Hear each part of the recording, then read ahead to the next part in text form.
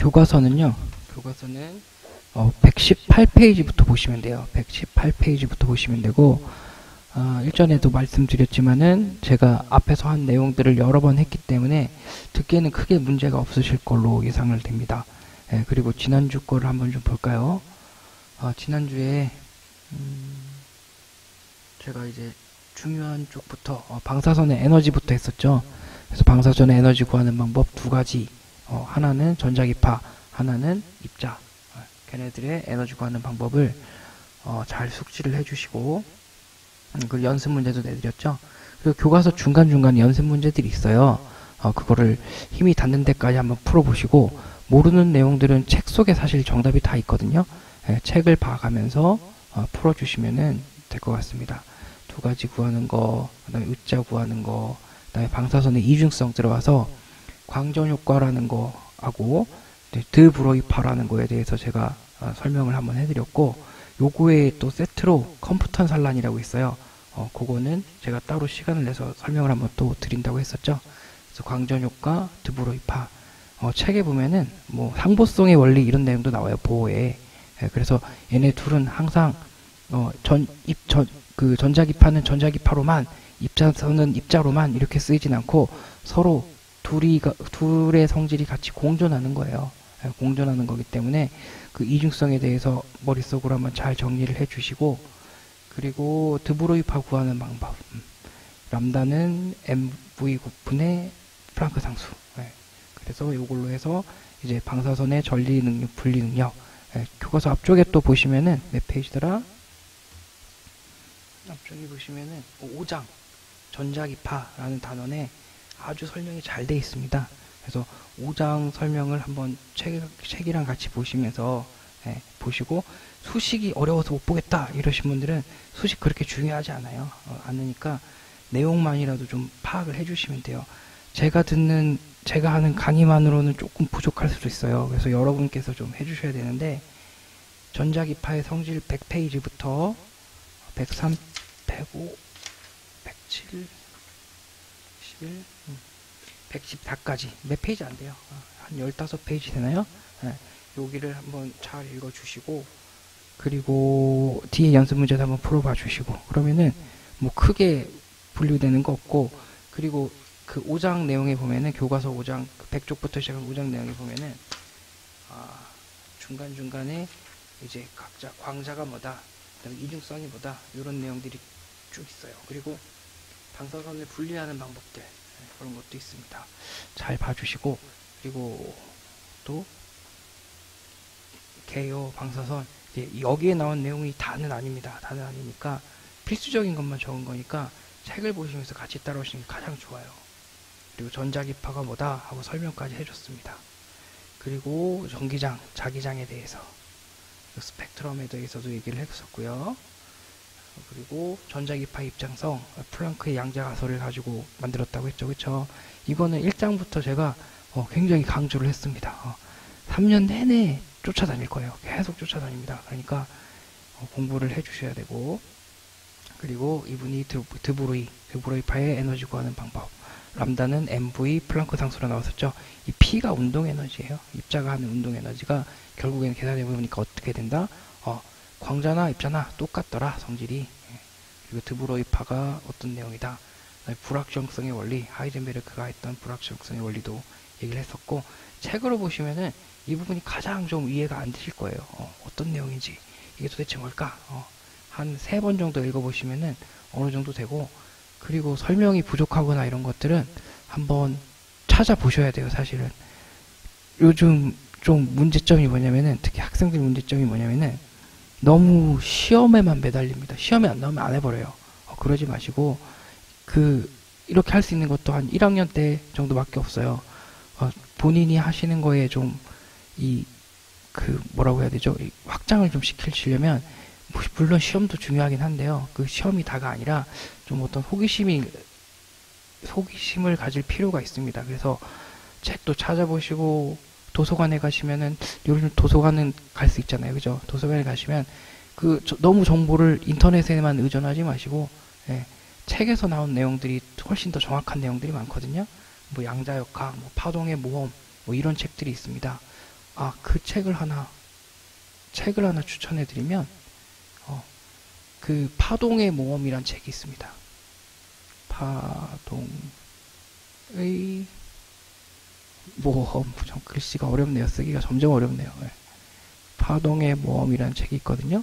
요거를 꼭 한번 읽어봐 주시기를 추천을 좀 드려요. 파동의 모험.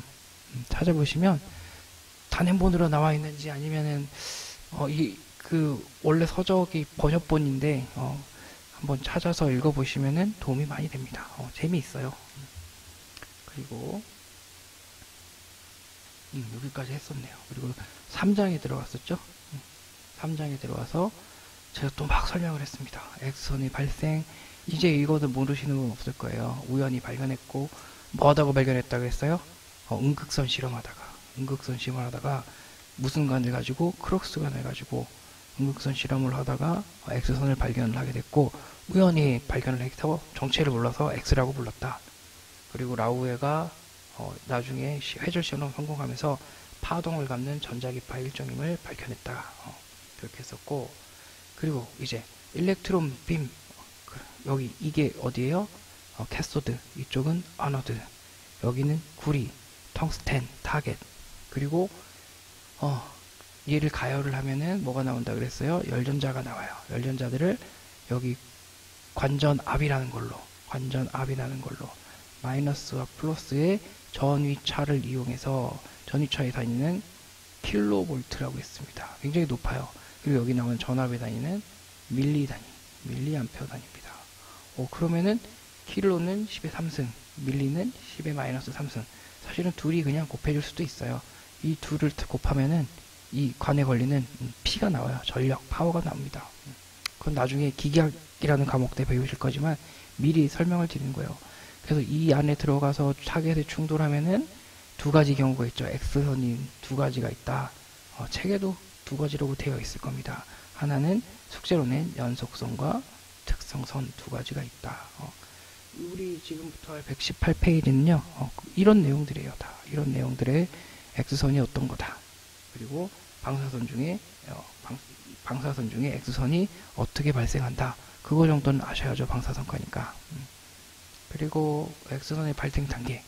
X선 발생 조건은 세 가지라고 했죠. 하나는 관전압이라는 녀석, 그리고 두 번째는 관절유라는 녀석, 그리고 세 번째는 뭐예요? 시간. 그 세 가지가 X선 발생 조건이라고 했습니다. 머릿속에 꼭 두세요. KV, MA, 그 다음에 시간, 세크. 시간의 기본 단위는 초예요. 초고. 볼트, 전류, 그 다음에 시간. 이 세 가지입니다.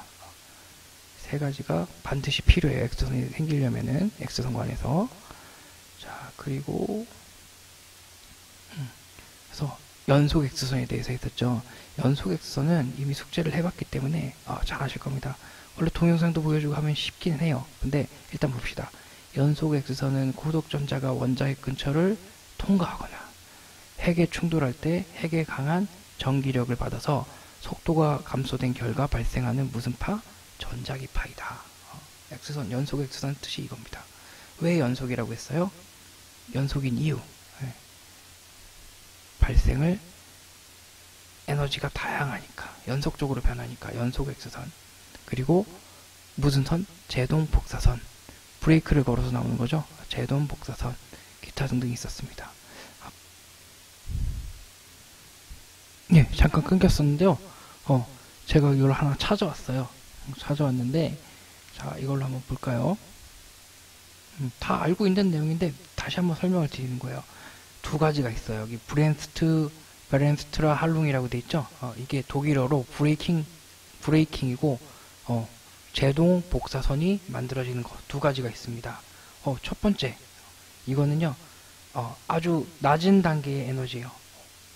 전자가 들어와서, 열전자가 하나 들어왔죠. 들어와서 방향이 조금만 바뀌었어요. 이러면은 로우 에너지고, 열전자가 들어왔는데 방향이 급격하게 틀어졌어요. 그러면은 아주 높은 에너지가 나와요. 그리고 또 energy of the these electrophotons most be in the X-ray. 볼까요?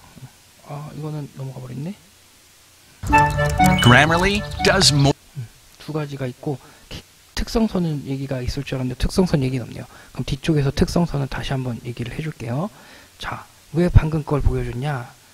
분명히 연속선 중에도 강한 녀석이 있고 약한 녀석이 있어요. 그래서 듀앤헌트의 법칙을 설명을 해줬죠. 듀앤헌트의 법칙은 뭐였냐면은 아까 나온 원자 핵이 있고 그 다음에 K 뭐 이렇게 여러 각이 있다고 칩시다. 그러면은 전자가 한 마리 날아옵니다. 전자가 한 마리 날아왔을 때 이렇게 와서 방향이 이렇게 흰 녀석 하나, 그다음에 두 번째는 또 다른 녀석은 방향이 좀 많이 휠까요? 이렇게 들어가서 방향이 급격하게 휘었어요. 이렇게 두 번째, 그다음에 세 번째는 얘는 들어와서 핵에 꽝 부딪혔어요. 그럼 누가 에너지가 제일 셉니까? 누가 에너지가 제일 세냐면은 노란색이 제일 세고 그 다음에 얘, 그 다음에 이렇게 될 겁니다. 듀앤헌트의 법칙은요, 최단 파장을 나타내는데 최단 파장이 무슨 뜻이냐? X선의 힘이 세려면 파장이 가장 짧아야 돼요. 파장이 짧다는 건 뭐겠어요? 주파수도 그만큼 많다는 겁니다. 파장은 짧고 진동수는 많아야 돼요. 진동수는 주파수라 그랬죠? 그 녀석 중에 가장 강한 녀석이에요. 가장 강한 녀석. 그렇게 되려면 여기 노란색 케이스, 얘입니다. 얘처럼 핵에 부딪혀야 돼요. 그래서 얘의 운동 에너지가 제로가 되는 상태. 그럼 전체 다 뭘로 나가는 거예요? 아주 강력한 X선이 나가요. 이 비율이 높지는 않아요. 굉장히 높지는 않아요. 얼마 안 돼요. 그래서 관전압의 파고치에 의해서 결정돼요. 왜요? 관전압을 세게 던지면 세게 던질수록 방향이 휘지 않고 핵에 직접 충돌할 가능성이 커지니까 최단 파장과 관전압 차거치를 곱한 값이 항상 얼마? 12.4이어야 된다. 지난 시간에 했었죠. 그쵸? 연속선의 최간 파장은 최전 파장의 1에서 1.3에서 1.5배 정도밖에 안 된다. 그래서 최강 파장이라는 거는 최단 파장 곱하기 1.3에서 1.5 전자가 핵과 충돌 시에 나타납니다. 그래서 람다미는 KVP분의 12.4. KVP는 아까 뭐였어요? X선 관에서 여기서 이쪽에서 이쪽으로 날아가도록 던져주는 힘, 전자를 밀어주는 힘, 그게 KVP였죠. 관전압이라고 불러요. X선 관에 걸리는 전압이라서 관전압이고요. 그 다음에 두 번째로 갔을 때, 자, 그럼 듀앤헌트의 법칙이 뭐냐? 쪽에서 설명을 하죠. 전자의 운동 에너지는 전하 E, 전자하고 전이차 V의 곱으로 표시하는데, 이 V는요, 2분의 1 mv 제곱이에요. 운동 에너지니까. 이 V 다시는요, 지난 다음에 첫 번째 와서 처음에 속도가 바뀐 다음에 2분의 1 mv 제곱, 이걸로 볼 수 있죠. X선 관전압을 100kV로 전자를 가속하면 약 18만 7천 km/s가 나온대요. 그래서 광속도하고 비교를 해줬죠. 광속도는 어떻게 구해요? 람다 뉴로 구합니다. 람다는 파장, 뉴는 주파수입니다. 또는 진동이라고 불러요. 진동이랑 주파수랑 같은 개념인 거 계속 설명하고 있죠. 이것도 잘 모르시는 분 많이 계실 겁니다. 진동수가 뭐고 주파수가 뭐지? 지금 그런 소리 하시면 안 됩니다. 그러면은 강의 잘 안 들으신 거예요. 그래서 그럴 때는 다시 돌아가면 됩니다. 제가 운동하고 이거 공부라고 생각하지 말고 연습이라고 생각하라 그랬죠. 모르면은 다시 연습하면 되는 거예요. 걱정하지 마시고 앞의 내용을 다시 훑어보시면 돼요. X선 에너지 하뉴는요. 왜 하뉴예요? 전자기파니까. EV 빼기 EV 다시 원래 운동 에너지 전자의 전자기력을 받아 전기력을 받아서 감속된 에너지. 이거 누구의 에너지야? 이러시면 또 안 돼요. 얘는 누구의 에너지예요? 전자의 운동 에너지입니다. 전자의 운동 에너지가 광자로 변환되는 양이 많아지면 람다는 어떻게 돼요? 짧아진대요. 람다가 짧아진다는 뜻은 X선 에너지가 그만큼 올라간다는 얘기입니다. 뭐가 낮을 때? 파장의 길이가 짧을 때. 전자가 핵과 충돌했을 때 운동 에너지를 다 잃어버리면 이때가 뭐가 돼요? 파장이 최소가 됩니다. 따라서 최단 파장은 관전압에 의해서 결정된대요. 그래서 아까 최단 파장과 관전압을 곱한 값은 항상 얼마가 된다? 12.4가 되어야 한다. 그게 누구의 법칙? 듀앤헌트의 법칙입니다. 얘는 계속 쫓아다닙니다. 얘도. 듀앤헌트의 법칙도 달달달달 외워주세요. 1학년 때도 나오고 2학년 때도 나오고 3학년 때도 나와요. 근데 알고 보면 쉬운 거예요. 언제? 전자가 가는 에너지가 핵에 충돌해서 운동 에너지를 모두 잃어버리면 누가 나온다고요? 가장 강력한 X선이 나오더라. 그게 누구의 법칙? 듀앤 헌트의 법칙입니다. 그리고 이제 열전자. 제가 지난주에 리차드슨식을 얘기한 적이 있어요. 이 사람은 다 알고 있는 사람이에요. 다 알고 있는 사람. 에디슨이에요. 에디슨은 GE라는 회사를 만들었어요. GE. 기억나시나요? 우리 임상에 나가잖아요. 그러면은 이 GE 제품들이 아직도 있습니다. 제네럴 일렉트릭스라고 어떤 전자회사를 만들었어요. 그 만든 아저씨고, 이 토마스 에디슨은 어떤 법칙을 또 만들었습니다. 전구를 다 공급을 했죠. 전구를 연구하던 중에 음극인 필라멘트에서, 얘도 필라멘트가 있잖아요. 이 부분. 열전자를 방출시키면, 열전자는 어떻게 생겨요? 전기를 공급하니까 필라멘트가 가열이 되면서 불이 나잖아요. 불빛이 나오잖아요. 쉬운 원리예요. 여러분은 LED 등의 세계에서 살아서 잘 모르시겠지만, 이 백열등의 기억이 있을지 모르겠어요. 백열등을 얘를 팍 깨잖아요. 여기가 진공이라서 깨질 때 퍽 소리하고 함께 깨져요. 여기는 거의 낮은 정도이지만은 진공으로 돼 있어요. 그 진공으로 된 상태에서 필라멘트를, 얘도 마찬가지 텅스텐으로 만들거든요. 플러스 마이너스를 공급해주면 필라멘트가 가열이 되면서 불이 나요. 불빛이 나요. 그 원리입니다. 그리고 안쪽은 진공이고, 그랬더니 봤더니 필라멘트에서 열전자를 방출시키면 필라멘트와 양극에 전류가 흐르는 걸 발견했어요. 그거 신기하다. 무슨 뜻이에요? 전류가 흐른다는 건 전자들의 여러 개, 특히 1A라고 하죠. 여러 개. 1A 때 전자 몇 개? 625가 18살 딸에 났더라. 이만큼 개가 흐르는 거예요. 전류라는 거는 전자들의 흐름입니다. 그 전자들을 흐를 수 있게 하는 힘은 뭐예요? 그게 볼트입니다. 그걸 전위차라고 하는 거예요. 얘네들을 밀어주는 힘, 그게 볼트. 그리고 얘네의 흐름이 전류가 되는 거예요. 관전압, 관전류 다 마찬가지입니다. 기본적인 개념이 있어야 돼요. 전류와 전압과 전류에 대한 게. 그래서 봤더니 필라멘트와 양극에 전류가 흐르는 것을 발견했어요. 그래서 이름을 붙였습니다. 내가 한 거니까 에디슨 효과라고 합니다. 그리고 J.A. 플레밍이라는 이 아저씨가 이극관을 발명했습니다. 이극관은 플러스와 마이너스, 어너드와 캐서드가 있는 관입니다. 이극관이에요. 이것도 진공관의 일종이에요. 옛날에는 반도체 대신에 진공관을 썼거든요. 아주 옛날이지만 지금은 다 그 세미컨덕터라는 반도체를 쓰잖아요. 그 전에 진공관을 만들었어요. 그리고 여기 리차드슨이라는 사람이 필라멘트에서 발생하는 열전자 양과 온도의 관계를 정리를 했습니다. 그래서 리차드슨식이라고 많이 나옵니다. 많이 나와요. 한번 볼게요. 자, 리차드슨식이 뭐냐? 여기 교과서에는 한 줄 정도로 설명되어 있어요. 리차드슨 공식이라 그래서 필라멘트에서 발생하는 열전자의 양을 정의합니다. 이 열전자의 양이 우리는 뭐가 되는 거예요? 관전류가 되고, 이 관전류에 의해 발생한 열전자들이 어디에 부딪혀요? 타겟에 충돌해서 누굴 만들어요? X선을 만드는 겁니다. 여기 T는요, 필라멘트에 가해진 온도입니다. 여기도 있네. 그리고 I는요, 필라멘트에서 방출하는 열전자의 양이에요. I는 기호가, 전류의 기호가 I죠? 기억나실지 모르겠어요. 전류는 기호가 I고, 단위는 암페어라는 단위를 씁니다. 전압은요, 기호가 E 또는 V입니다. 단위는 볼트라는 단위를 씁니다.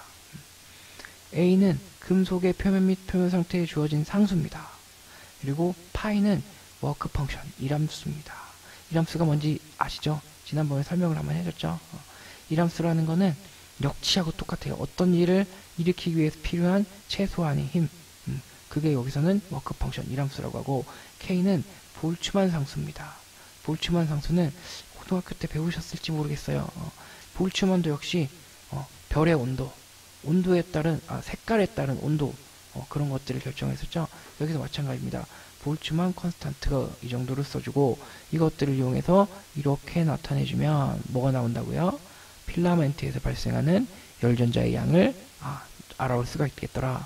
그겁니다. 그게 리차드슨 식입니다. 리차드슨 식. 누구하고 관련됐어요? MA라고 부르는 관절류라는 거하고 연관이 있습니다. 그리고 두 번째로 이제 보는 거예요. X선의 관절류라고 하면 MA라는 단위로 쓰고요. 밀리암페어라고 읽어요. X선 간에 흘러간 전류량을 의미하고 평균값으로 표시합니다.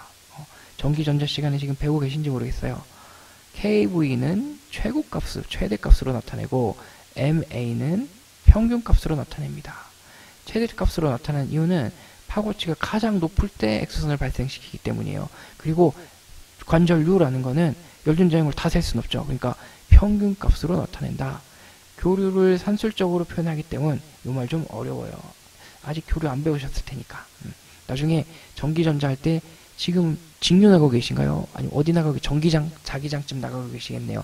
근데 뒤로 넘어가면 교류라는 걸 또 배웁니다. 교류라는 걸 배우는데 그때 이게 무슨 뜻인지 이해가 되실 겁니다. 관절류 특성은 포화 영역이란 게 있고 그 다음에 공간 전화 영역 두 가지가 있습니다. 이것도 약간 어려운 말이네요. 이것도 약간 어려운 말이에요. 전극간 거리의 반비례해서 관절류는 공간 전화 효과가 많아진다. 설명을 한번 해드린 적이 있나 모르겠는데 이거예요. 포화 영역이라는 거는 너무 설명이 어려워지나?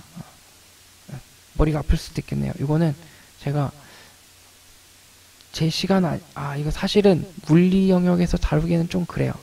그렇긴 한데 시간이 되면 제가 PPT를 따로 갖고 와서 이것도 설명을 해드릴게요. 일단은 그게 중요한 게 아니니까 지금. 그리고 아까 사실은 얘네들 두 개가 지금 끼어든 거예요. 어디서부터 왔냐면은 여기서부터입니다. 여기서부터 왔고 리차드슨식 잠깐 얘기했고 관절류가 뭐다 라고 가르쳐주기 위해서 얘네를 그냥 끼워 넣은 겁니다. 그리고 여기서부터 6번부터 10번으로 바로 이어지는 거예요. 사실. 자, 최단 파장 근처의 X선은 극히 소수입니다. 강한 녀석은 작은 거예요. 파장이 증가하면 파장이 증가한다는 건 뭐예요? 에너지가 점점 낮아지고 있다는 겁니다. 점차 증가해서 최단 파장의 1.3에서 1.5배 정도 부근에서 제일 많은 X선을 발생시킵니다. 그게 나와 있을까 모르겠네. 이제 진짜 그림으로 보여줘야지. 이겁니다. 텅스텐의 W가 텅스텐 기호예요. 텅스텐의 스펙트럼 보세요. 자, 색깔이 빨주노초 파란보 했을 때 보라색이 가장 높은 영역이에요. 요 영역이 최단 파장의 영역이고 여기에서 1.3에서 1.5배 갔을 때 이만큼 여기서 도달했을 때 인텐시티 뭐라 그랬어요? X선의 양이라 그랬죠. 제일 많은 양이 발생해요. 여기서. 그 다음에 점점 파장이 길어지면서 이렇게 다운됩니다. 하이어 에너지 숏 웨이브 랭스라고 돼 있죠. 파장의 길이가 짧았는데 얼마 없어요. 굉장히 소수예요. 그리고 여기 짧아지다가 최대로 많이 발생시키고 점점 파장이 긴 X선으로 바뀌네요. 자, 여기하고 여기 차이는요. 관전압 차이예요. 관전압이 높으면은 K단이 이렇게 보입니다. 이건 특성선 영역. 그리고 이거는 연속 X선. 실제적인 X선, 텅스텐의 X선 스펙트럼은 연속선과 특성선이 혼재하고 있다. 이렇게 보시면 되고 이건 그림으로 보여드린 거고 자, 또 다시 넘어와서 여기입니다. 또 대단히 중요한 걸 하나 또 만나요. 이때 발생한 X선의 총 에너지는 다음과 같다. 인텐시티 I는요. KV제곱 IZ로 나타냅니다. 자, K는 상수입니다. 상수라는 거는요. 항상 X선 장치를 발생시킬 때 필요한 것들이 있어요. 관전압, 양극, 음극 여러 가지 요소들을 하나의 숫자로 묶어놓은 거예요. 변하지 않는 숫자. 그게 상수입니다. 변하지 않는 숫자로 묶어놓고 관전압 변합니다. 관전압의 제곱 곱하기 전류, 관전류 곱하기 타겟의 원자번호로 결정이 돼요. K가 여기 붙으면 되겠죠?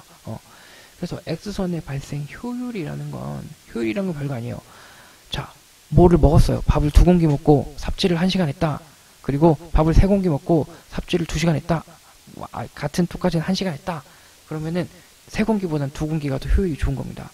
효율이라는 건 어렵게 생각하지 마시고 먹은 것분에 먹어서 뭔가 결과를 만들어내는 거예요. 그걸 효율이라고 해요. 다 아시는 내용이에요. 발생한 X선 총 에너지와 소비된 전자들의 총 에너지 비율을 X선의 발생 효율이라고 합니다. 전자 한 개 한 개는요, 전하량을 다 갖고 있고 에너지도 있습니다. 그러니까 X선을 만드는데 전자가 몇 개 썼을까? 그거를 뭘로 봤다? 발생 효율이라고 봤어요. 발생된 X선 에너지의 총량은 이렇게 구합니다. 인텐시티가 이만큼이니까. 그래서 발생 효율은 이건 에타라고 부릅니다. 우리 지난 시간에 제가 외우라고 했었죠. 그리스 알파벳 N이라고 하면 안 돼요. 이거 에타입니다. 에타는 전자의 에너지, 여기 분의 X선 에너지. 전자의 에너지는요, 그냥 곱하면 돼요.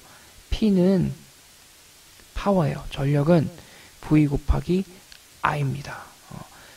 전압 곱하기 전류가 전력이 되는 거예요. 전력이라는 건 뭔지 아시죠? 전기가 할 수 있는 힘. 그 힘은 어떻게 측정한다고요? 전압이랑 전류로 곱해요. 이게 전자의 에너지가 되는 거예요. 우리 지금 컴퓨터 돌리고 계시죠? 전등도 켜고 계실 거예요. 다 그 힘 전력은 뭘로 구한다? VI로 구합니다. 센스가 조금 있으신 분들은 컨센트를 한번 봐보세요. 컨센트를 보면은 우리나라 220V에 한 20에서 높은 데는 한 30도 있어요. 30 몇 암페어 이렇게 돼 있을 거예요. 그럼 얘네 둘을 곱하면은 여러분이 쓰고 계신 콘센트의 전력이 나옵니다. 그 전력이 나와요. 이건 꼭 찾아보세요. 220은 찾기 쉬워요. 근데 암페어도 있을 거예요. 암페어도 있을 거예요. 한번 찾아보시면은 있습니다. 그리고 여기 넣으면 안 돼요. 뭐 집어넣으면 안 되고.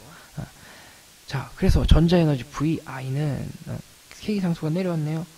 Z V제곱 I 그대로 갖고 왔어요. 그러면은 약분할 수 있죠. 그러면은 몇만 남아요? K, V, Z로 나오네요. 관전압과 원자 번호만 알면 X선의 발생 효율을 알 수가 있습니다. K는 상수예요. 1 곱하기 10의 마이너스 9승. 그리고 텅스텐 타겟의 발생 효율은 약 60kV에서는 0.5, 100에서는 0.8 이렇게 되고 메가 단위로 가잖아요. 전압이 메가볼트 단위로 가면은 이게 20%, 30%도 나옵니다. 근데 진단 영역에서는 무조건 1% 이하로 발생합니다. 메가 단위로 가는 거는 수화물을 검사한다든지 아니면 방사선 치료를 한다든지 이럴 때 쓰는 굉장히 큰 단위예요. 이때는 엑소선 발생률이 20-30%까지도 올라갑니다. 근데 진단에서는 얼마 이하? 1% 이하로 발생한다. 잘 외워두시고, 그리고 자, 아까 최단파장이라고 했죠. 그 다음에 최강파장, 얘네의 차이점은 뭘까?